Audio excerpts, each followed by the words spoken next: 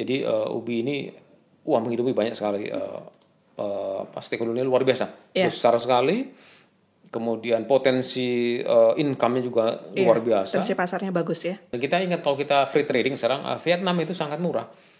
Vietnam itu mampu menghasilkan ubi yang sangat murah, high quality. Tapi Cilembu ini khas kita.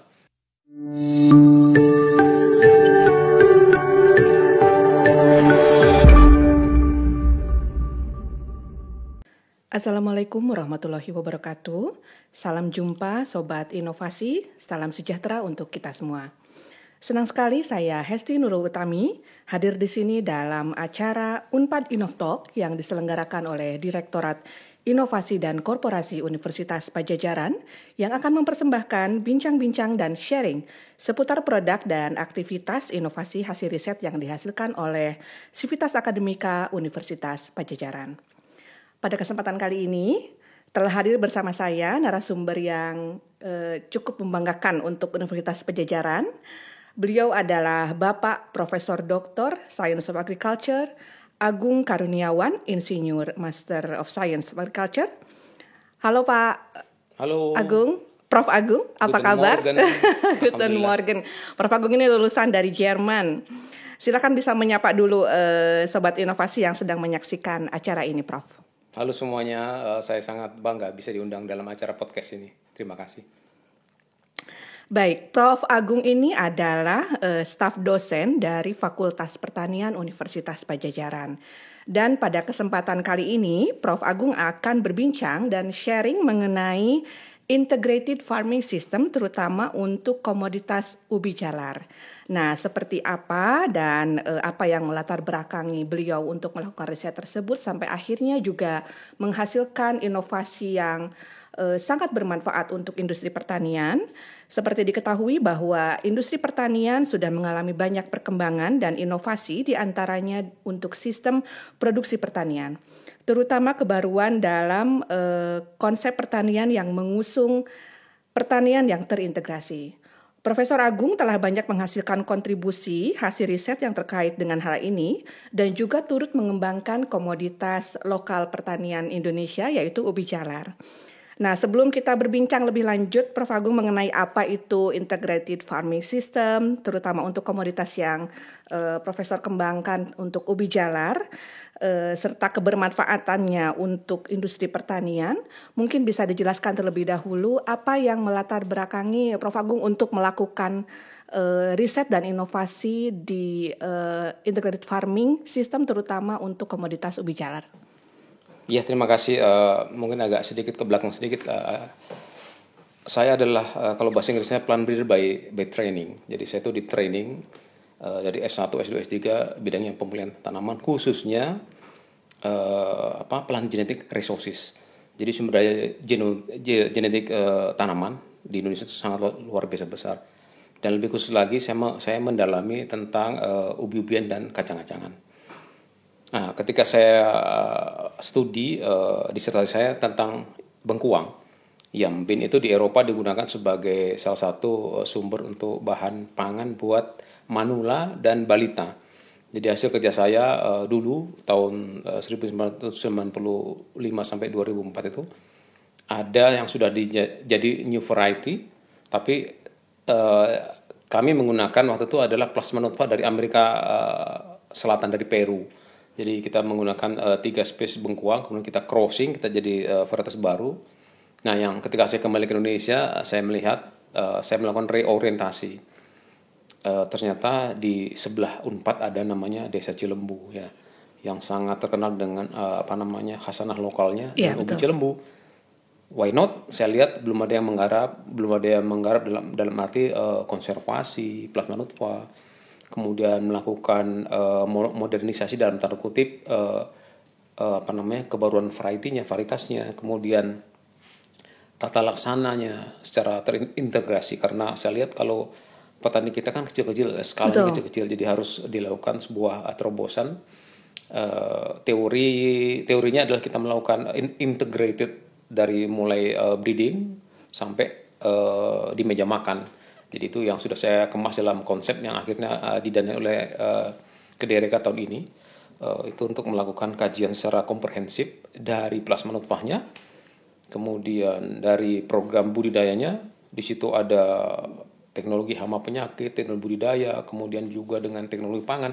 Dan saya juga ajak tim dari Fakultas Ekonomi Bisnis Unpad untuk melakukan penataan bagaimana si ubi ini memberikan nilai tambah kepada warga dan juga jaminan kualitas kepada konsumen, karena banyak sekali ubi jalar yang diklaim sebagai Cilembu, namun memang asal usulnya bukan dari Cilembu. Ini juga beberapa kajian yang kita lakukan. Jadi kalau ditanya mengenai why-nya, memang saya tertarik melihat potensi yang ada di sebelah kampus Unpad kita di Sumedang ya, Pak, ya? Itu yang harus kita gali, dan akhirnya saya menemukan sebuah playing ground yang sangat menarik, bisa melibatkan banyak mahasiswa S1, S2, S3. Betul. Kemudian ada mitra banyak sekali. Kemudian ini juga sebenarnya sejarah panjang. Yang kedua saya ingin bicara ini sejarah panjang, bukan hanya tahun ini. Yang saya juga dari sejak tahun 2010 ketika pulang dari postdoc di Australia itu, saya sudah mulai melirik ubi Cilembu, ubi-ubian. Kita melakukan koleksi dan kita breeding, dan saya pernah dapat Rispro LPDP ya, Pak? Selama 2 periode. Jadi cikal bakal yang sekarang adalah dari hasil Rispro LPDP itu, sehingga kita bisa menghasilkan puluhan kandidat new variety. Kita juga melakukan pemurnian varietas, dan kita sekarang melihat menemukan hasil tracing kita ada sekitar 7 sampai 10 varietas ubi Cilembu yang beredar di masyarakat, dan kita melakukan verifikasi. Sekarang kita sedang lakukan bersama-sama dengan petani mitra kami di Desa Cilembu. Saya bermitra juga dengan beberapa perusahaan, baik yang eksportir nasional maupun yang internasional yang beroperasi di Indonesia. Jadi tidak hanya ubi Cilembu saja sebetulnya. Kita juga melayani klien kami ubi jenis yang lain, seperti ubi untuk tepung. Jadi umbi-umbian begitu, iya, Pak, ya? Ubi jalar beragam, ada yang buat tepung, ada yang buat kudapan. Ubi Cilembu kan hanya kudapan, bukan staple food. Betul. Dan yang lain, kami juga melakukan kajian untuk ekspor banyak sekali jenis ubi ke Amerika. Tuh mitra kami itu melakukan ekspor 90% untuk masuk ke US untuk animal food. Jadi di Amerika tuh ubi jalar yang kita, jadi bukan untuk konsumsi manusia ya, Prof? Jadi mereka punya pangsa pasar tersendiri. Kita berbeda juga ya, membantu beberapa mitra untuk menghasilkan ubi Cilembu yang memenuhi spek pasar untuk pasar Eropa, pasar Hongkong, pasar Jepang, pasar Korea, beragam sekali. Dan itu kita coba, dan sekarang kita dengan KDRK ini kami mencoba lebih mensejahterakan petaninya. Bagaimana si petani itu bisa sejahtera dengan bukan hanya sebagai buruh tani, bukan hanya sebagai penanam, karena sangat rentan, dan kita coba melakukan integrated farming system. Jadi keluarlah ide itu untuk menjadikan suatu proposal, dan alhamdulillah didanai oleh KDRK, walaupun memang tahap awal hanya 3 bulan karena untuk tahun anggaran 2022 ini, tapi alhamdulillah sampai sekarang masih jalan, dan saya tetap berhubungan dengan banyak mitra, banyak petani, banyak juga dinas, dan betul, banyak sekali stakeholder. Jadi ubi jalar ini kalau kita hitung tuh bisa menghidupi banyak sekali lapisan masyarakat. Iya. Dari petani sampai kami juga enjoy ada lahan riset, lahan pengabdian, lahan penelitian untuk melakukan kajian bersama-sama, sehingga goalnya memang terintegrasi, suatu sistem yang terintegrasi dari hulu sampai hilir. Dari hulu sampai hilir, sudah ada pasarnya pasti, sudah ada kontraknya dan sebagainya. Jadi kita mencoba menerapkan sistem yang kami desain untuk itu. Dan untuk itu, ya. Kita sudah dan akan terus melakukannya di beberapa wilayah, tidak hanya di Cilembu saja. Kita punya mitra tidak hanya di Cilembu saja, tetapi di beberapa wilayah Jawa Barat. Jadi melebar karena memang jenis ubi jalar memang beragam sekali. Banyak ya. Ya, jadi cuman memang Cilembu adalah basic kami. Jadi karena Cilembu adalah kata primadona juga mungkin, Prof, ya. Kalau bukan hanya di dalam negeri tapi di luar negeri. Mereka bilang Prof Agung, Cilembu is the best. Saya bilang oke. Jadi cuman gitu. Jadi kami memberikan jaminan kualitas dari segi genetiknya, kemudian bagaimana budidayanya, sampai masuk ke kontainer ekspor. Ekspor ya. Ekspornya juga beragam, ada yang bahan mentah setengah jadi, Iya. bahan yang olahan, macam-macam, ada yang keripik segala macam. Tapi tentu bukan yang Cilembu, tapi yang jenis lain. Jadi ubi ini menghidupi banyak sekali stakeholder luar biasa, besar sekali. Kemudian potensi income-nya juga luar biasa. Potensi pasarnya bagus ya. Pasarnya terbuka dan memang harus dikelola dengan hati yang gimana ya? Dengan kalau kita penelitikan, kita sangat menikmati penelitian kita, dan itu harus bermanfaat buat stakeholder kita. Ya, betul. Khalayak, petani, bahkan ke para pedagang pengumpul, namanya apa kalau bahasa Inggris, rural sellers. Maklar. Kalau di Belanda maklar itu bersertifikat. Itu juga kita rangkul, kita berikan edukasi bahwa peran-peran mereka itu penting.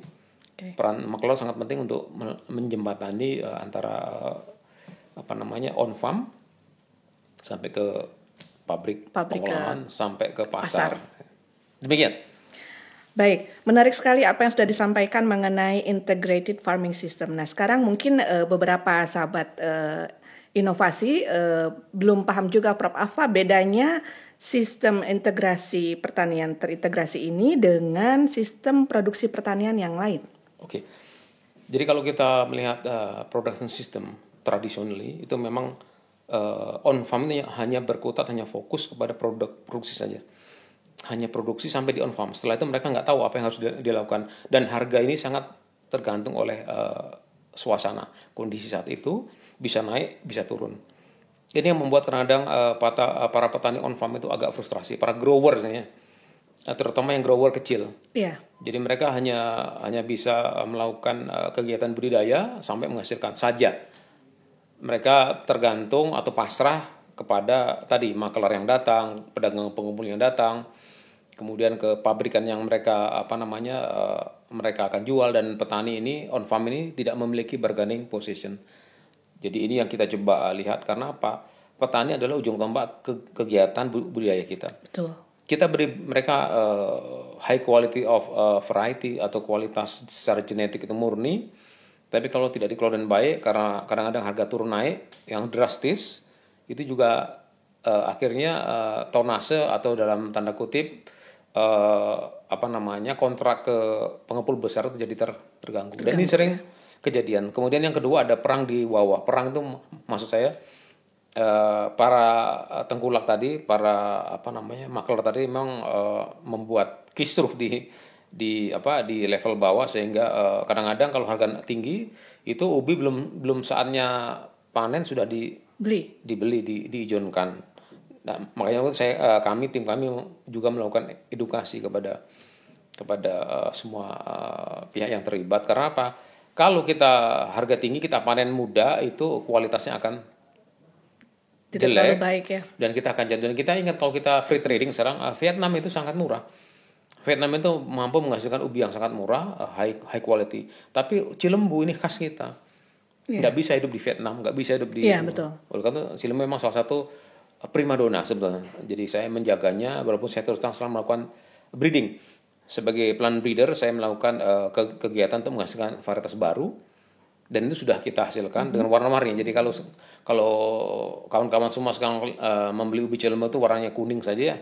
Sekarang saya sudah menyiapkan warna orange dan warna ungu dengan kualitas yang hampir sama, mirip sekali. Breaknya juga sama tinggi dan rasanya juga menyerupai. Jadi nanti suatu saat akan keluar nih ubi Cilembu yang warnanya tidak hanya kuning. Masih proses nih, Prof? Sudah jadi, tinggal pelepasan varietas. Ini masih proses, namanya uji multilokasi, untuk nanti kita ajukan ke sidang pelepasan varietas di Kementerian Pertanian Republik Indonesia. Moga-moga tahun ini sudah bisa kita ajukan untuk proposalnya. Moga-moga tahun depan sudah bisa dirilis. Semoga lancar ya, Prof ya. Oke.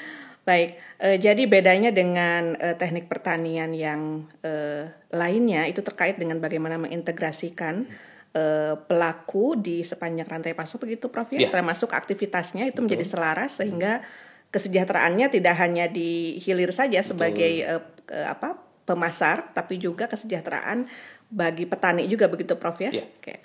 Nah, keunggulan lainnya dari integrated farming system ini apalagi, Prof? Kemudian apakah mungkin sistem pertanian terintegrasi ini juga diterapkan di komoditas lain selain ubi jalar yang Profesor saat ini sedang banyak lakukan. Ya, untuk ubi jalar sendiri memang kami juga melibatkan salah satu mitra kami ya adalah pembuat aneka makanan, baik keripik,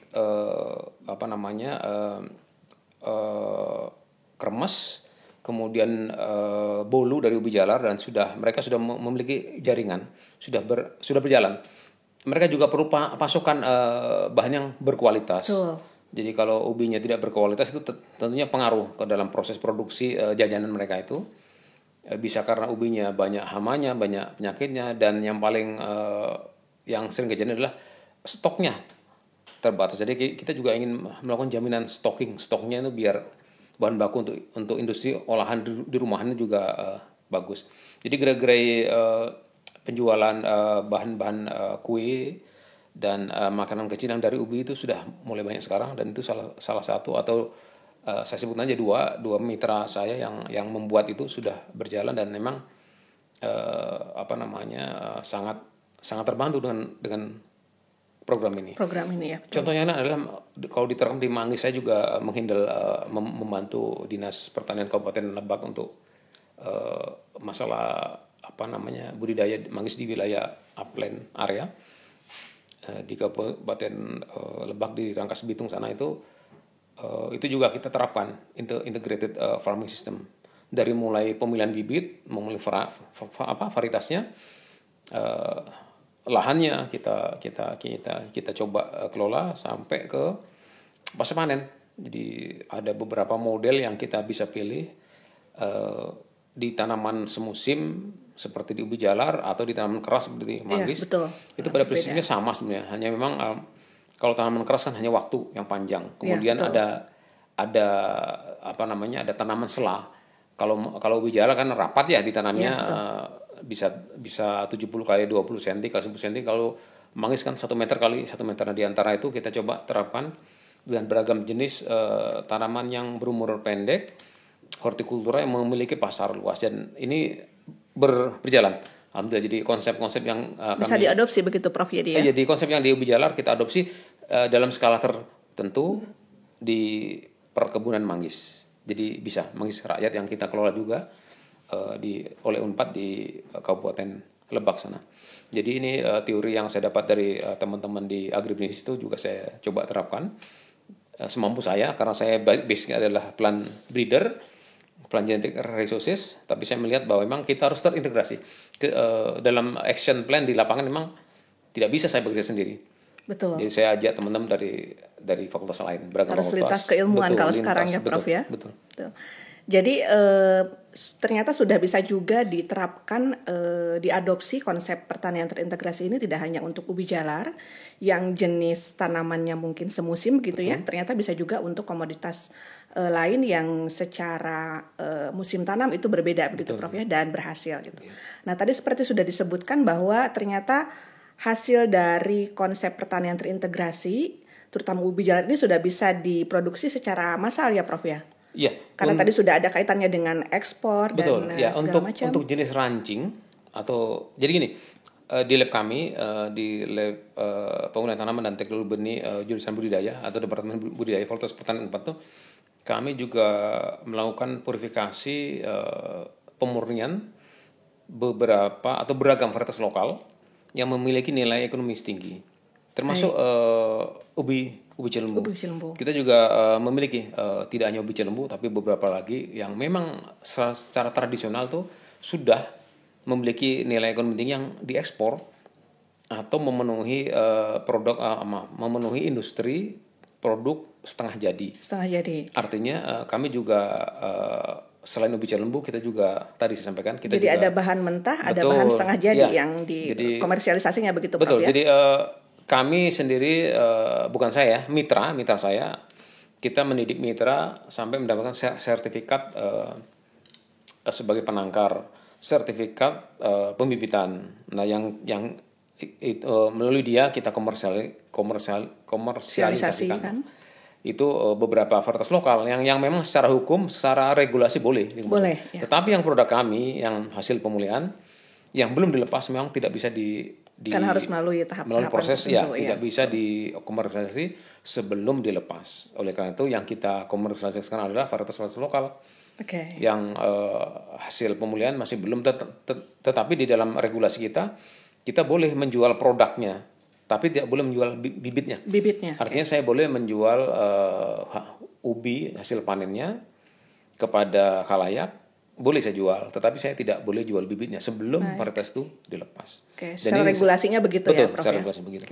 Nah, kalau misalnya nih ada yang berminat untuk, karena ini tadi disebutkan bahwa ini sudah mulai komersialisasi, ada mitra juga beberapa yang sudah bekerja sama dari hasil inovasi dan riset ini. Kira-kira kalau misalnya tiba-tiba nih ada yang berminat mau beli gitu, Prof, kemana kira-kira? Oh iya, bisa.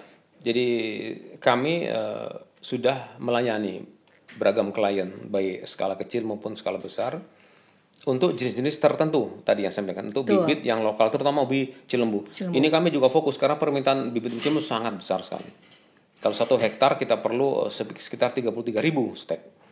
Jadi sekarang target di Pulau Jawa itu kita punya target 20.000 hektar. Jadi kita coba memenuhi itu. Dengan jaminan pertama adalah secara genetik itu murni. Kemudian yang kedua bebas hama dan penyakit. Dan yang ketiga kita coba vigor yang tinggi. Jadi itu 3 hal ini yang kita jamin kualitasnya kepada para konsumen kami yang beli bibit. Saya tidak mengkomersialisasikan ubinya, enggak. Karena kami adalah fokus di bibit dulu. Saya genetisis, jadi saya ke bisnis to bisnis begitu ya, mungkin nanti ya Pak ya. Si mitra kami yang mau memproduksi mangga bisa lepas, bisa dengan konsultasi tim saya. Baik. Jadi nanti tidak langsung tapi dengan mitra yang sudah bekerja sama gitu. Mitra yang bersama dengan kami, mitra penangkar profesional. Jadi saya yang pantau terus, saya sebagai konsultannya saya pantau terus sehingga jaminan kualitas dari kemurnian genetik, bebas hama dan penyakit dan vigor yang tinggi itu untuk memastikan kualitasnya memang terjaga begitu. Prof ya. Jadi gini, kalau saya selalu mempromosikan setiap mitra kami harus memiliki nursery sendiri. Karena apa? Hindarkan pembelian bibit dari daerah ke daerah.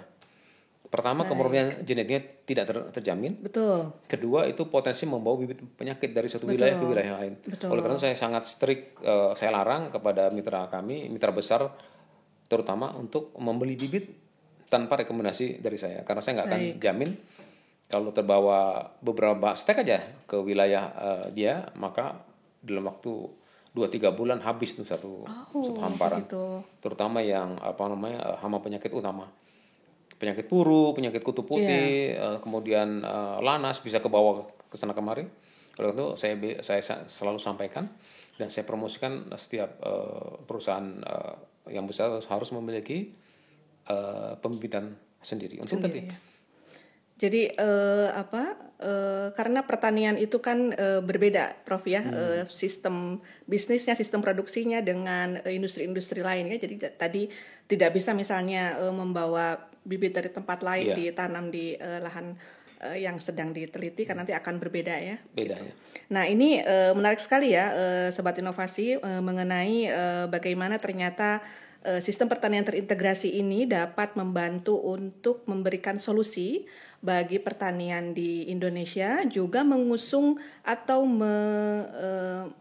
mengusung produk atau komoditas yang menjadi unggulan di tanah air.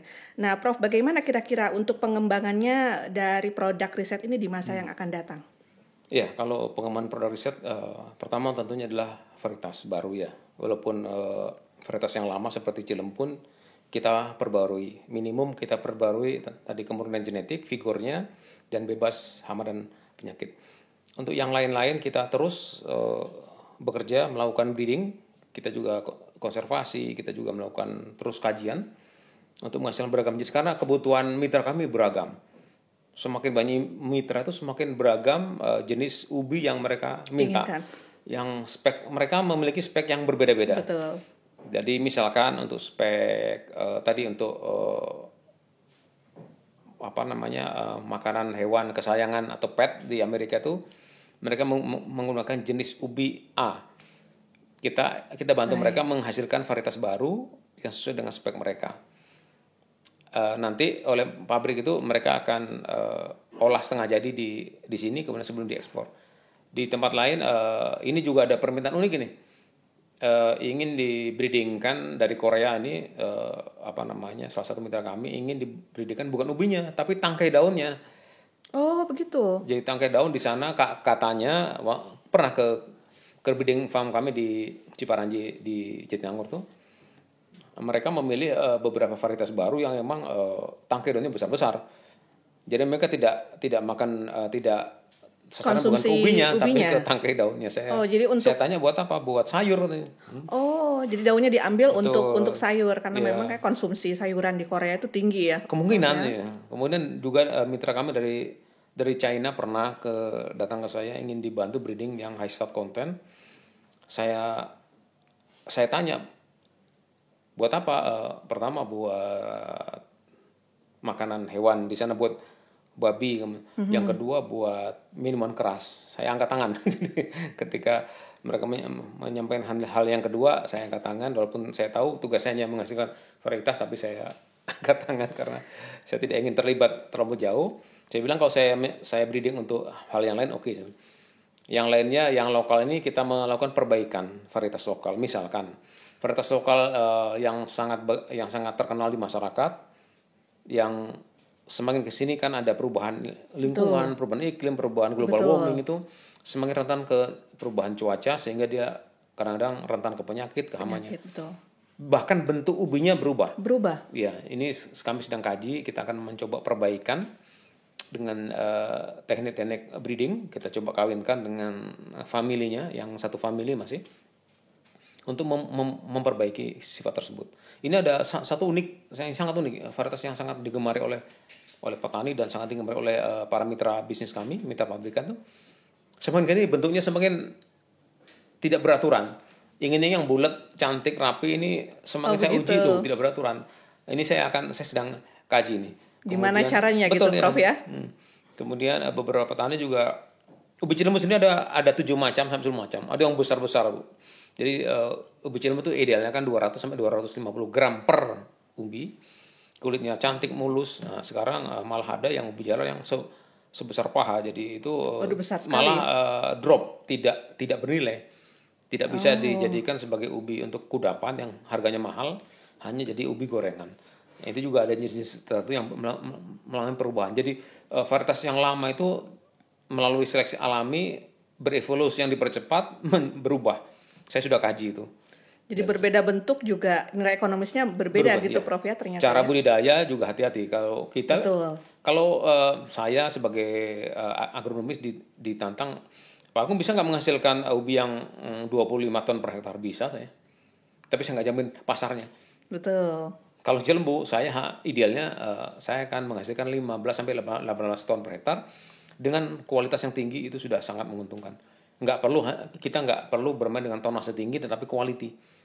Karena biasanya dari angka yang saya peroleh di data saya itu setiap kali panen dimanapun di lokasi di Jawa Barat ini, itu yang grade A-nya yang memiliki nilai paling tinggi itu hanya 15 sampai 20%. Oh, dia tidak terlalu banyak ya. Tidak terlalu banyak. Itu memang hukum alam begitu.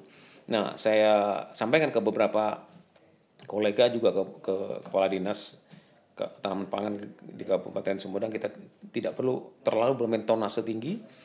Tapi kualitasnya yang jadi grade A kita tingkatkan persentasenya sehingga itu sudah sangat menguntungkan. Kita nggak harus menghasilkan ubi yang sebesar kaki gajah gitu ya. Tapi sesuai dengan spek pasar yang terbaik adalah itu. Kemudian insight-nya, kandungan Brix-nya. Kalau ubi untuk seperti ubi cilembu, ubi panggang memang ada syaratnya. Nggak bisa kita panen terlalu cepat atau terlalu lambat. Ini sangat berpengaruh terhadap kualitas bakingnya. Ya. Baking dipanggang itu juga akan pengaruh. Makanya saya juga punya tim dari Fakultas Teknologi Industri Pertanian untuk mengkaji itu. Jadi bagaimana kita menghasilkan ubi jalar olahannya seperti apa yang tepat begitu. Kita sudah coba beragam metode untuk menghasilkan makanannya. Bisa kita sekarang sebenarnya targetnya adalah memenuhi permintaan Eropa untuk menggantikan potato. Jadi untuk French fried dari potato ya. Nah, kita coba dari sweet potato, kita beragam. Hanya memang sweet potato kadar gulanya tinggi. Jadi ketika ketika dipanaskan dengan minyak goreng itu agak berubah dan gampang patah. Nah, sekarang kita sedang coba baik secara genetik maupun secara ilmu food science. Bagaimana kita menghasilkan French fried warna-warni, kalau kentang kan hanya kuning. Betul. Nah, kalau dari ubi jalar ada yang ungu, ada yang oranye, ada yang putih, macam-macam indah itu. Secara lab sudah bisa. Kita juga bikin makaroni. Kita juga bikin snack bar tuh yang Betul, snack bar itu ya. dari bahan ubi bisa semua. Di lab FTIP sudah bisa semua, hanya memang dalam skala lab. Skala lab ya. Belum skala komersial produksi ya. massal ya. Betul. Jadi banyak sekali peluang-peluang pengembangan riset ke depannya dari basic pertanian terintegrasi yang awalnya mungkin dari hanya ubi jalar, kemudian berkembang juga akhirnya ke komoditas lain dan pengembangannya untuk riset-riset lanjutannya begitu Prof ya. Nah ini yang terakhir kira-kira apa tips and tricks yang bisa Prof Agung berikan atau sarankan kepada para petani yang ingin memulai penanaman ubi jalar menggunakan sistem pertanian terintegrasi ini Prof? Pertama, suatu usaha tani atau bisnis agri atau agrobisnis itu adalah 50% ditentukan oleh benih atau bibit. Bibit harus berkualitas. Di mana dapatnya? Di breeder. Jadi kembalilah, tanyalah ke Unpad, ke kami, nanti kami akan bantu mengarahkan ke mitra kami yang memiliki lisensi sebagai breeder dan lisensi sebagai kebun pembibitan. Betul. Yang kedua, kita juga menghasilkan SOP, beberapa standar operasi prosedur untuk budidayanya, untuk pengendalian hama terpadu, dan untuk pemupukannya. Kita sudah siapkan, moga-moga tahun ini kita bisa cetak untuk disebarkan ke petani. Yang ketiga, jangan lupa mitra, karena apa? Kita sekarang kalau petani berpikir hanya nanam saja, pasti akan kecewa, karena apa? Harganya tidak kena. Jadi saran saya ke para petani, kalau mau nanam, tahu pasar dulu. Caranya gimana? Ya kita bisa bermitra, atau kembali tanyalah ke Unpad, ke kami, akan kami hubungkan.